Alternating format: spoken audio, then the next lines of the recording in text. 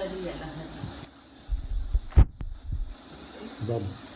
భగవంతుడి యొక్క తత్వాన్ని పూర్తిగా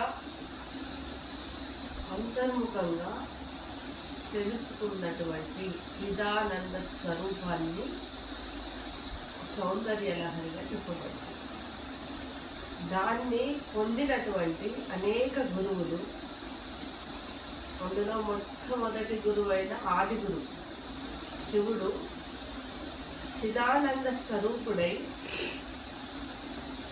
ఆనందాన్ని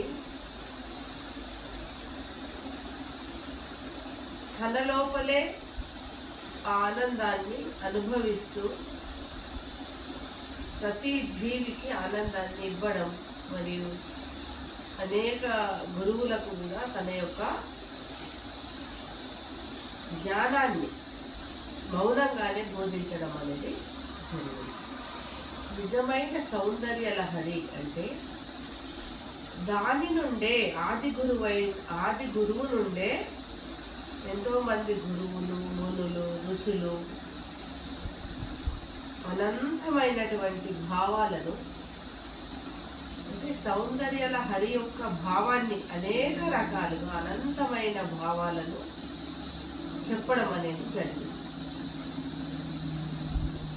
సౌందర్య లహరి అని ఒక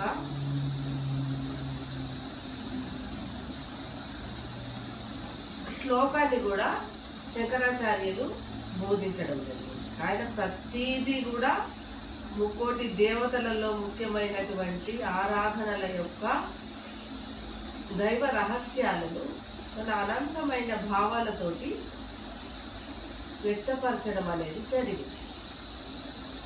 అనేక గురువులు చెప్పేది కూడా భగవంతుని యొక్క తత్వమే నిజమైన సౌందర్య లహరిగా చెప్పబడుతుంది. బహిర్గతమైన ప్రకృతి మన కంటికి కనిపించేదంతా కూడా సౌందర్యంగా భావించడం అనేది బహిర్గతమైనప్పుడు మరి దానికి కారణం ఎవరు? ప్రకృతి కంటికి